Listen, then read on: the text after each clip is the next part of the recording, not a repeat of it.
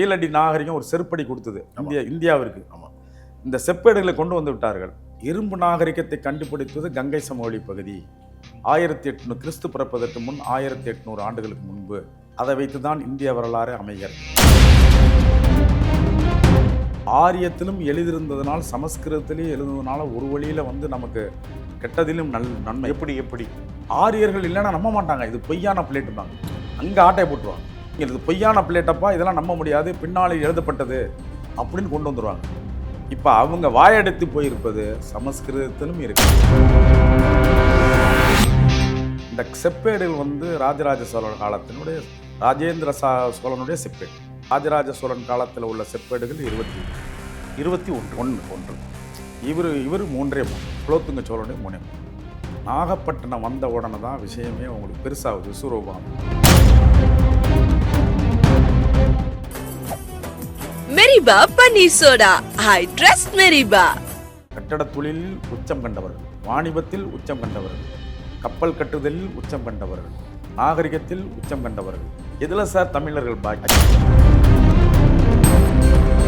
இந்த செப்பேடுகளின் மூலம் சோழனுடைய பாரம்பரியத்தை நாம் அறிந்து கொள்ள முடிகிறது. இதனால் வரும் இளைய தலைமுறைகளுக்கு நீண்டகால பயன் என்ன, பலன். ராஜராஜ சோழன் ஆகட்டும், குலோத்துங்க சோழன், எல்லா சோழர்கள் பெருமையும் இதில் வரும். சோழர்கள் பெருமைக்கு வந்த உடனே புறநானூனுடைய பாணன் பறையன் கடம்பன் துடிலன்றி வேறு குடியில்லை அப்படிங்கிறது இந்த செப்பேடு வந்த உடனே தெரியும்.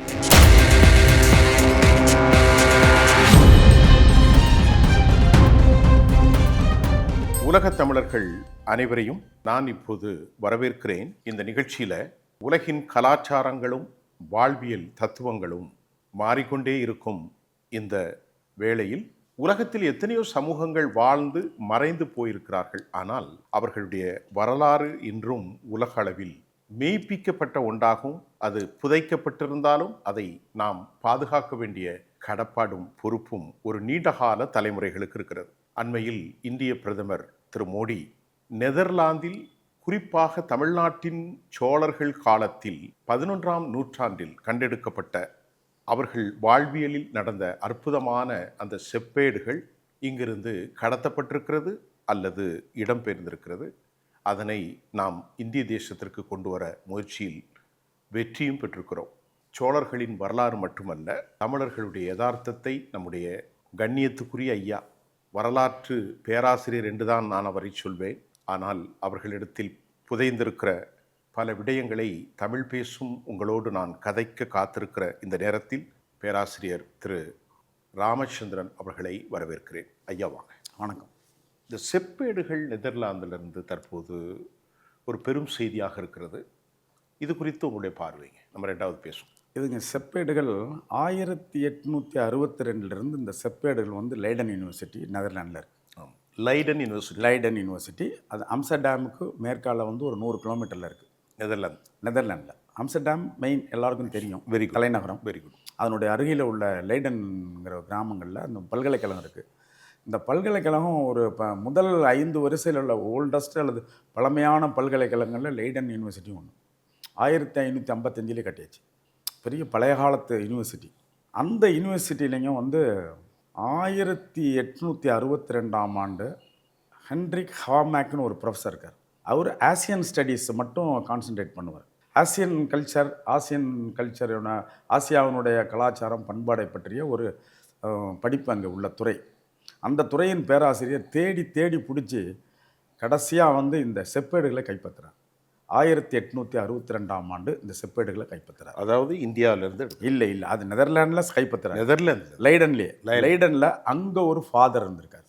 ஃபாதர் கேம்பர்னு வந்து 1712ஆம் ஆண்டு 1712ஆம் ஆண்டு இந்தோனேசியா பட்டாவியாங்கிற ஊர்லேருந்து அங்கே போகிறார். இந்தோனேசியன் பட்டாவியாவில் தான் அந்த செப்பேடு அந்த ஃபாதர் கையில் கிடைக்குது. இந்த வரலாற்று இது தரவு எங்கேயும் இல்லை. பட்டாவியாங்கிறது இன்றைக்கி ஜகார்த்தான்னு பேர். ஜகர்த்தாவில் வந்து தான் இந்த பட்டாவியாங்கிற இடத்துல வந்து இந்த பாஸ்டர் இருக்கார். இந்த ஃப்ரான்சிஸ் கேம்பருங்கிற ஒரு பாஸ்டர் ப்ராட்டஸ்டண்டில் ஃபாதர்னு சொல்ல மாட்டாங்க, ராமன் கத்தோலிக்கில் தான் ஃபாதர்மாங்க, தந்தைமாங்க. இது வந்து குருமார்கள் தான்.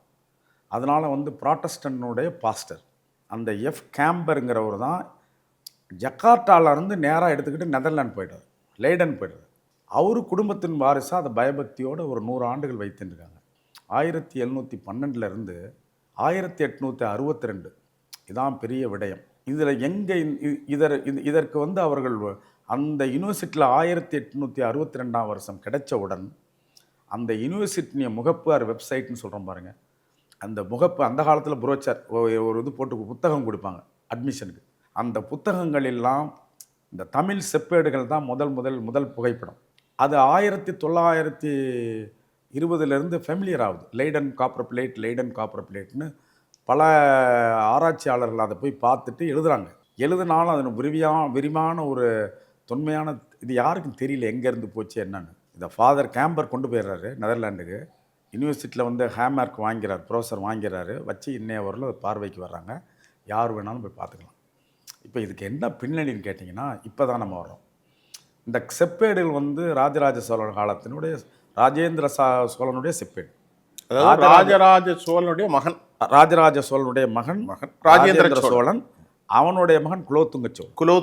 இந்த 2 பேருடைய செப்பேடு ராஜராஜ சோழன் காலத்தில் உள்ள செப்பேடுகள் 21. இவர் 3 குலோத்துங்க சோழனுடைய 3. இந்த செப்பேடுகள் அவங்கள்ட்ட பதிவு கிடைச்சோம்னா அவங்க ஆசியன் ஸ்டடீஸ் வந்து உலக நாடுகள் போகிறாங்க. அவங்க ஜக்கார்த்தா போயிட்டு அங்கே அந்த பட்டாவியான்னு சொன்ன அந்த ஊருக்கு போய் ஆராய்ச்சியை மேற்கொண்டு அங்கேருந்து நாகப்பட்டினம் வருகிறார்கள். ஆராய்ச்சியாளர் நாகப்பட்டினம் வராங்க. நாகப்பட்டினம் வந்த உடனே தான் விஷயமே உங்களுக்கு பெருசாகுது, விஸ்வரூபமாகுது. நாகைப்பட்டினம் வந்து ஆனமங்கலம் போய் ஆனமங்கலம் செப்பேடுகளை பற்றி இவர்கள் செப்பேடுகளை எடுத்துக்கிட்டு இங்கே வந்து ஆய்வு செய்யும் பொழுது தான் பெரிய விரிவான ஒரு நாகரிகம் தெரியுது. என்ன விரிவான நாகரிகம்னு கேட்டிங்கன்னா, இப்போ கீழடி நாகரிகம் இருக்குது.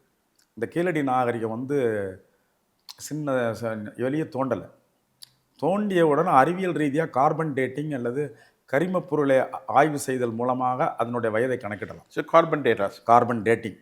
அந்த கார்பன் டேட்டிங்கில் இப்போ நம்ம கணக்கெடுத்த உடனே இதில் யாரும் பித்தலாட்டம் செய்ய முடியாது. கரெக்டாக ஏற்றுக்கொள்ள முடியாமல் இருக்க முடியாது. மில்லிகிராம் தங்கத்தை அளக்கிறோம்ல, அது மாதிரி வயதை அளக்கலாம்.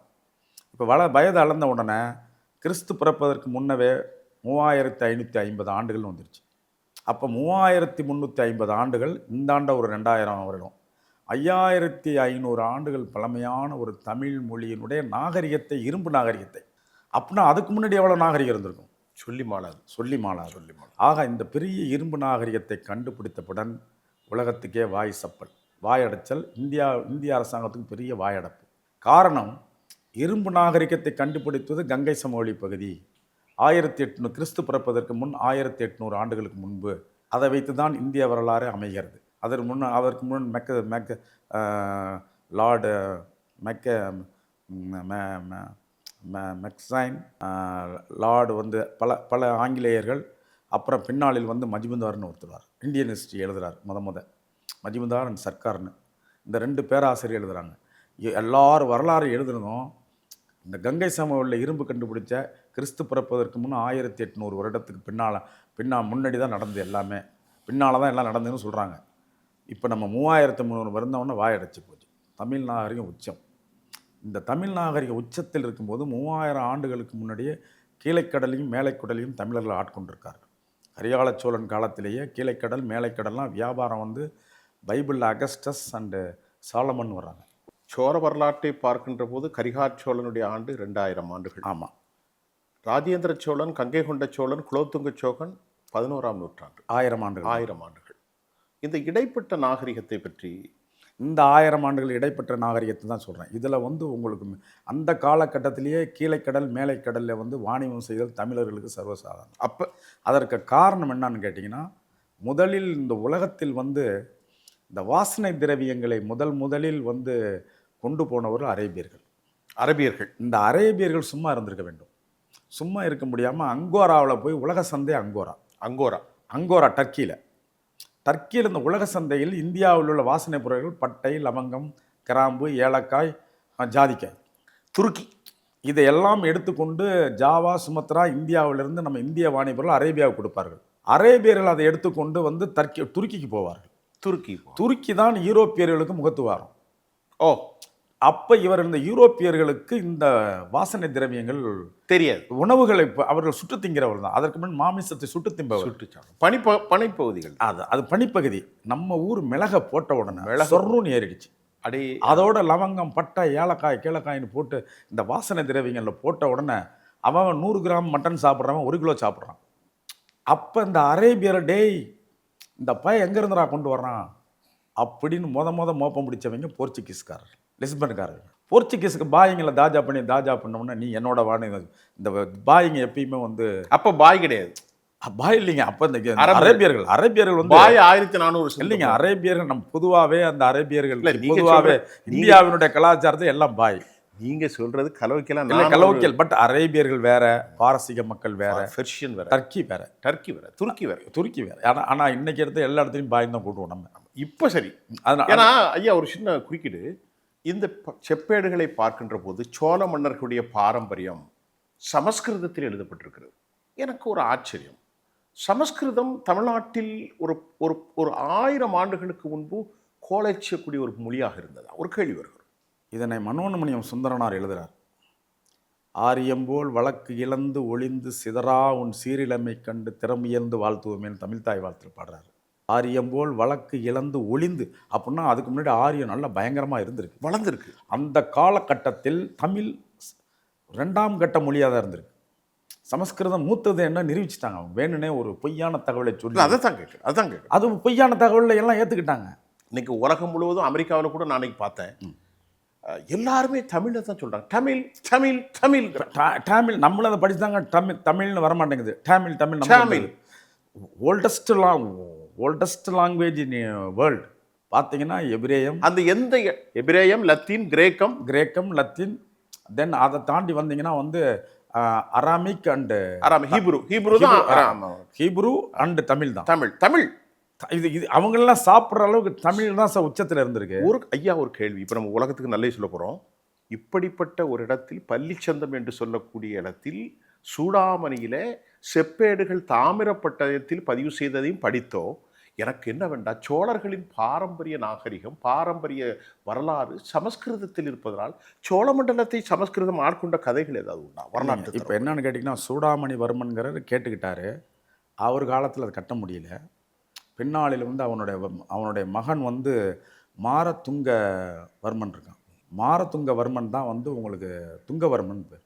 அவன் தான் வந்து மலாயிலிருந்து லெட்டர் எழுதி ராஜேந்திர சோழ காலத்தில் வந்து ராஜேந்திரனுக்கு வந்து ராஜேந்திரன் அவனை ஜெயிச்சிட்டான். என்னடா திரைவரி சரியாக கட்ட மாட்டேங்கிறீங்க, ஒரே பிரச்சனை சார். கிழக்கு நாடுகளுக்கெல்லாம் ஸ்பைசஸால் தான் இவ்வளோ பிரச்சனை வந்துச்சு இந்த நம்ம வாசனை திரவியங்களில். நமக்கு என்னன்னு கேட்டால் சோழ மன்னர்களுக்கு ஆத்திரம் என்னென்னா, நான் தான் ஓவர் பிஸ்னஸ் கொடுக்குறேன், எனக்கு திரைவரி நிறையா கட்டு. திரைவரினா கடல் வரி. அப்படி வந்து அந்த கடார மன்னன் சரியாக இல்லாமல் இருக்குன்னு தான் ராஜேந்திர சோழன் வந்து அவனை அடிக்கிறான். அவனை அடித்தவன அந்த மன்னன், ஐயா அதை விட்டுட்டு போங்க, கோயிலை மட்டும் எங்களுக்கு கொடுத்துருங்க, பள்ளியை மட்டும் கட்டிடுங்க, பள்ளி இந்தா வாங்கிக்க, அதுக்கு உனக்கு பிளேட்டை கொடுத்துட்றேன், எனக்கு வரி ஒழுங்காக கட்டு அப்படின்னு திரைவரியை ஒழுங்காக கட்டிட்டு இவருக்கு பிளேட்டில் போட்டு கொடுத்துட்டார். அந்த 21 பிளேட்டில் ஒரு 6 பிளேட்டை வந்து சார் ஆரியம் நல்லா இருந்தனால. ஆனால் அவன் ஆரியத்தில் எழுது நல்லது சார். இன்றைக்கி யோகம் ஆரியத்திலும் எழுதியிருந்ததுனால சமஸ்கிருதத்திலையும் எழுதுனதுனால ஒரு வழியில் வந்து நமக்கு கெட்டதிலும் நன்மை. எப்படி ஆரியர்கள் இல்லைன்னா நம்ப மாட்டாங்க, இது பொய்யான பிளேட்டுப்பாங்க, அங்கே ஆட்டை போட்டுருவாங்க. இது பொய்யான பிளேட்டப்பா, இதெல்லாம் நம்ப முடியாது, பின்னாளில் எழுதப்பட்டது அப்படின்னு கொண்டு வந்துடுவாங்க. இப்போ அவங்க வாயடைத்து போயிருப்பது சமஸ்கிருதத்திலும் இருக்கிறது. 21 பட்டயம், 21 6 பட்டயம் அவங்க. அதனால எனக்கு இதில் மகிழ்ச்சி.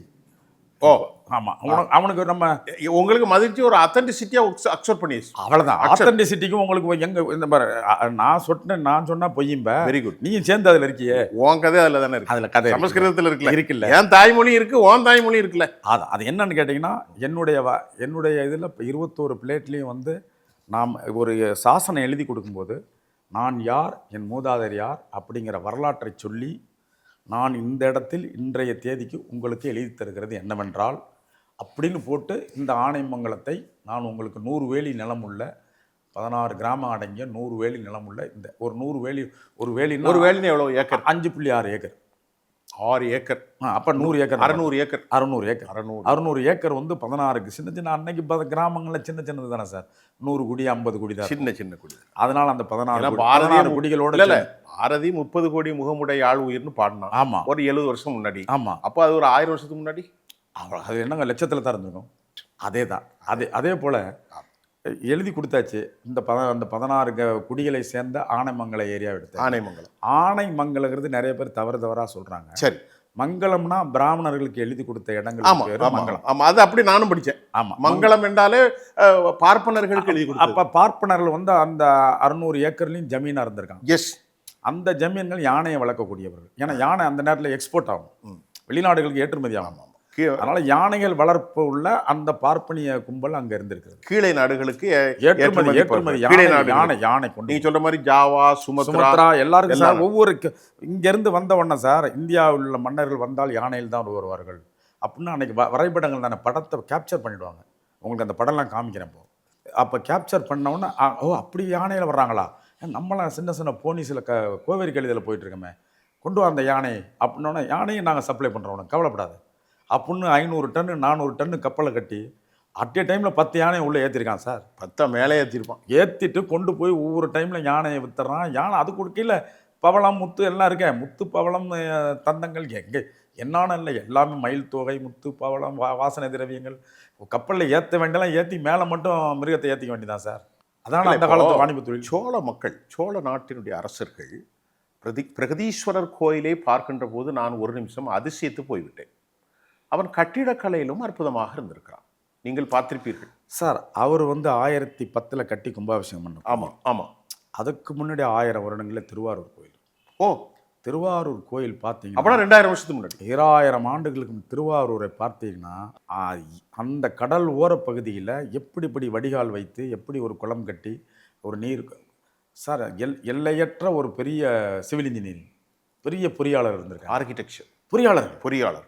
அவனுக்கு என்னன்னா நிலத்தை பற்றி தெரியணும், வடிகால் கொடுக்கணும், எவ்வளவு மழை பெஞ்சாலும் கடலோர பகுதி, இதையெல்லாம் சிறப்பாக செய்தவர்கள் தமிழர்கள்.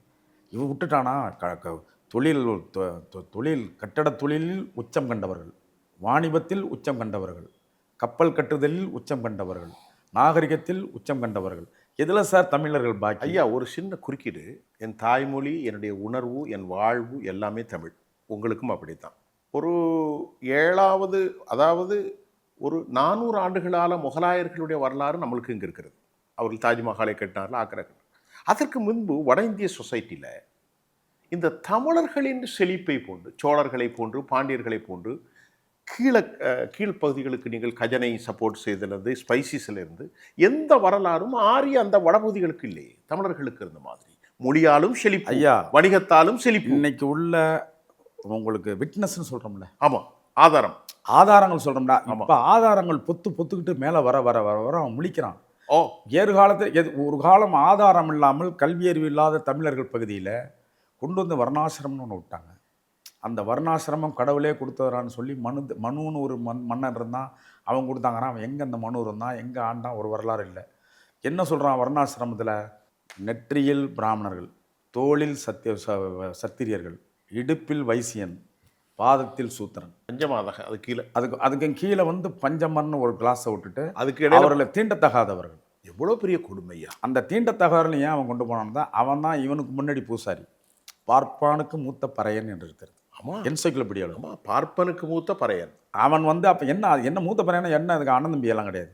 அவன் செஞ்ச வேலையை அவன் தான் செஞ்சுருக்கான். ஆக கோயிலில் விட்டு அவனை துரத்தின உடனே அவன் ரெக்கார்டு இருக்கக்கூடாது, அழிடான அப்படின்னு வந்து அந்த வரலாற்றை அழித்தார்கள். அவனை பற்றி தெரியக்கூடாதுங்கனால ஊரை விட்டு புறந்தள்ளி வைத்தார்கள். தொடக்கூடாத ஒன்று பொய்ய சொன்னார்கள். பின்னால் வந்த மன்னர்கள் கையில் மாட்டிக்கொண்டதுனால மன்னர்கள் என்ன சொல்கிறாரோ அதை மக்கள் வழி. அதனால் மன்னர்களை கையில் வைத்து கொண்டு வர்ணாசிரமத்தை உள்ளே கொண்டு வந்து தமிழ் இடத்தை இன்றையவர்களும் அழித்து கொண்டிருக்கிறார்கள். நேற்று நெஞ்சு வலிக்குது.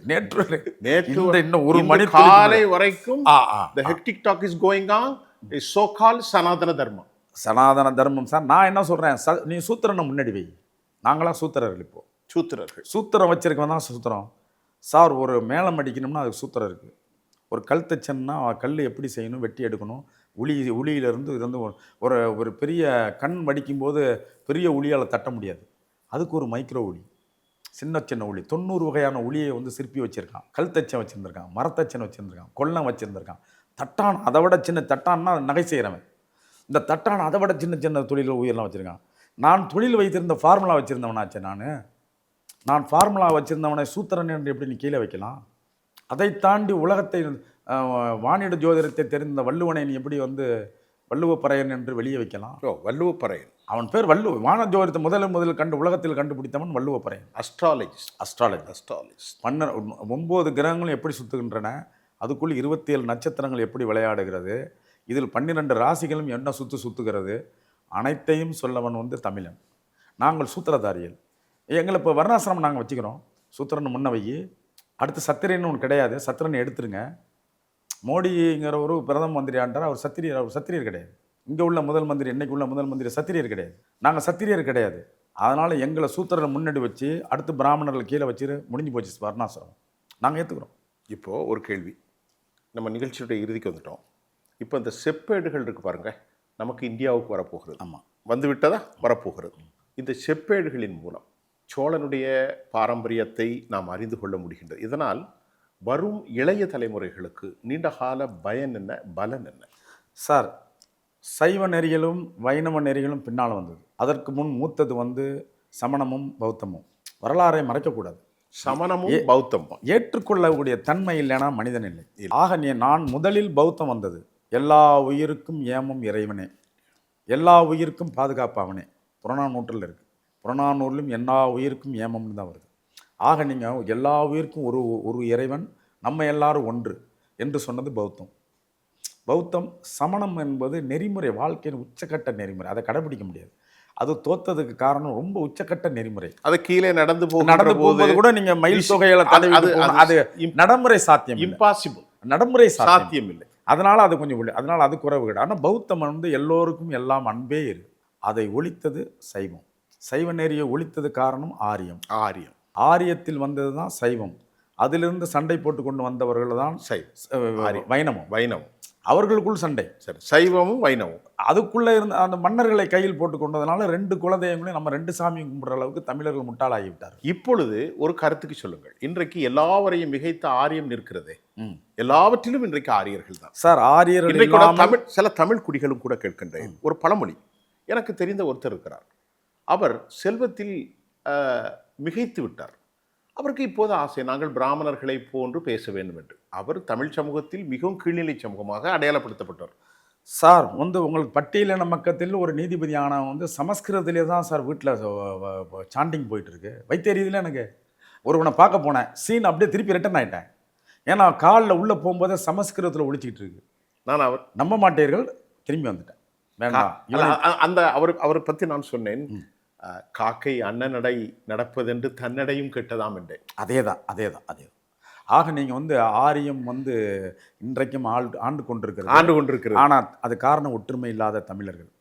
39 சாதி, 180 உட்பிரிவு எங்கிருந்து விளங்குறது? 39 சாதி, 180 உட்பிரிவு. இதில் பிச்சு பெனாத்தி கிடக்கிறேன். இதில் நான் எப்படி வர்றது? ஆகவே நான் செப்பேடுகளை வந்து இன்றைக்கி எதிர்காலத்தில் செப்பேடுகள் தான் நமக்கு எல்லாமே கொடுக்கும். இது வந்து ராஜேந்திர சோழன் காலத்திலையும் குலோத்துங்க காலத்திலையும் குலோத்துங்க சோழன் காலத்தில் எழுதின 3 பிளேட் வந்து இந்த 21 பிளேட்டையும் சாப்பிடும் சார். 3 வகை. நாங்கள் இப்படியாப்பட்ட பெரிய வீரதீர பரம்பரை, உங்களுக்கு இதை தானமாக கொடுக்குறோம், எந்த காலமும் தானமாக கொடுக்குறோம் அப்படின்னு பர்மனன்ட் செட்டில்மெண்ட் கொடுத்துட்டார். அதான் குலோத்துங்க சோழன். குலத்துங்கன் அப்படின்னா குலத்தினுடைய உச்சக்கட்டமானவன். குலோத்துங்கன்னா உச்சக்கட்டமானவன் அர்த்தம். சரி. ஆகவே சிறப்பான என்னுடைய ராஜராஜ சோழனாகட்டும், குலோத்துங்க சோழன், எல்லா சோழர்கள் பெருமையும் இதில் வரும். சோழர்கள் பெருமைக்கு வந்த உடனே புறநானூறுடைய பாணன் பறையன் கடம்பன் துடிலன்றி வேறு குடியில்லை அப்படிங்கிறது இந்த செப்பேடு வந்த உடனே தெரியும். செப்பேடுகள் வந்தவுடனே அதுக்கு இன்னும் ஃபர்தராக மூலம் போகும்போது புறநானூறு தான் அதுக்கு தரவு. புறநானூறில் வேறு குடி இல்லைனா 4 குடி தான் இருக்குது. பாணன் பறையன் கடம்பன் துடிலன்றி வேறு குடி இல்லை. தமிழ் குடி தான். தமிழ் குடி தான், அவ்வளோதான். இந்த குடி தான் பிரிஞ்சு. உங்களுக்கு வந்து பிஃபோர் கிறிஸ்ட் வந்து 1000 ஆண்டுகளுக்கு 800 to 1000 ஆண்டுகளுக்கு முன்னாடி பிறந்தது புறநானூறு. கிறிஸ்து பிறப்பதற்கு முன்னே 1000 ஆண்டுகளுக்கு முன்னாடி. அப்போ இந்த 4 நினைத்து பாருங்கள், இது எவ்வளோ பெரிய குடி. இந்த குடிகள் வந்து இன்றைக்கி வந்து எப்படி 39 சாதியாகவும் 180 பிரிவாகவும் மாறிச்சு. இது ஆரியத்துக்கு பிறகுத்தான் மாதிரி இருக்கு. ஆரியம்தான் இதை செய்கிறது. ஆரியம்தான். ஆமாம், வடை சுட்டது ஆரியர்கள். அதை சுவைத்து சாப்பிட்டு கொண்டிருப்பவர்கள் தமிழர்கள். ஐயா இப்போ நம்ம முடிவுக்கு வந்துட்டோம். அடுத்து நான் நிறைய பேச போகிறேன். இதில் உள்ள தொடர்ச்சி ஒன்று இருக்குது. ஆரியத்தை குறித்தே பேச போகிறோம். ராஜராஜ சோழன், கடாரங்கொண்டான், ராஜேந்திர கங்கை சோழன், கொண்டான். கங்கை கொண்டான், அப்புறமா நீங்கள் சொல்ற மாதிரி ராஜேந்திர சோழனுக்குரிய மறுபேர் தான் ஐயா, குலோத்துங்க உலக மகா சக்கரவர்த்தி ராஜேந்திர சோழன். ராஜேந்திர சோழன் கடாரம், ரோமாபுரி 2 பக்கமும் அடிச்சிருந்தான். பெரிய உங்களுக்கு அது பெரிய டீட்டெயில் அதை சப்ஜெக்ட், நம்ம அப்புறம் பேசுவோம். அதனால இன்னைக்கு இந்த செப்பேடுகள் நமக்கு நல்ல கீழடி நாகரிகம் ஒரு செருப்படி கொடுத்தது இந்தியாவிற்கு. ஆமாம். இந்த செப்பேடுகளை கொண்டு வந்து விட்டார்கள். இது இப்போ 22வது வருஷம் கேட்டுக்கிட்டே இருக்காங்க. இப்போ அதை கொடுத்து கவர்மெண்ட்டை சரி அவங்க செப்பேடை கொடுத்துருவோன்னு அந்த யூனிவர்சிட்டி சிண்டிகேட்டில் அப்ரூவல் கொடுத்து கவர்மெண்ட் அப்ரூவல் வாங்கி கொடுத்துட்டாங்க, வந்துடுது. இப்போ நம்ம அதுல இருந்து சில ஆய்வுகள் தொடரும். ஆய்வுகள் சார் அவங்க நம்பல. நெதர்லாந்துல லைடன்ல விட்டுருங்க. லைடன்ல அவங்க டாக்குமெண்ட் பண்ணி வச்சுக்கிட்டாங்க. அவங்க டார்மன் தான், அவங்க ஒரு அடையாளத்துக்கு வச்சிருப்பாங்க. இல்ல இப்ப கொடுத்தாச்சு. இப்ப நம்ம சும்மா கொடுக்கல, அந்த டாக்குமெண்ட்லாம் ஃபுல்லா ஸ்கிரிப்ட் டிஜிட்டலைஸ் ஆக்கி வச்சிட்டாங்க. Okay digital. அது உலகம் பூரா உடனே கிடைக்கும். நீங்க நாளைக்கு நீங்க தேடுனா கிடைக்குது, உடனே கிடைக்குது. நேயர்களே, நம்ம இனி அடுத்து பேசும் முன்னாடி நேயர்களே, இன்றைக்கு நம்முடைய பேராசிரியர் ஐயா ராமச்சந்திரன் அவர்களோடு இந்த செப்பேடுகள் பற்றி நிறைய விஷயம் சொன்னேன். சோழர்களுடைய வாழ்க்கை வரலாறு, சோழர்களுடைய கீழே நாடுகளுடைய வியாபாரம், அதெல்லாம் அவர்கள் தொட்டார்கள். ஒரு அரை மணி நேரத்தில் உங்களுக்கு சொல்கிறேன். அது இந்தியாவுக்கு வந்திருக்கிறது. உலகத்திலே பெரிய குடி தமிழ் குடி தான். மொழியாலும் வியாபாரத்தாலும் பண்பாட்டாலும் நாகரிகத்தாலும் அருவறுக்கப்பட்ட சாதிகளுக்கு எந்த உட்பிரிவும் இல்லாத ஒரு மாபெரும் சமூகம் தமிழ் குடி. அது ஒருபோதும் அழிந்து விடாது. இந்த செப்பேடுகள் சொல்கிற பல செய்திகளை நம்முடைய பேராசிரியரோடு அடுத்தடுத்து பேச இருக்கிறோம். ஐயா, எங்களுடைய அமர்வுக்கு வந்ததுக்கு மிகுந்த சந்தோஷமும் நன்றி, மன சாந்தியும் அடைகிறேன். நன்றி. மெரிபா பன்னீர் சோடா, ஐ ட்ரஸ்ட் மெரிபா.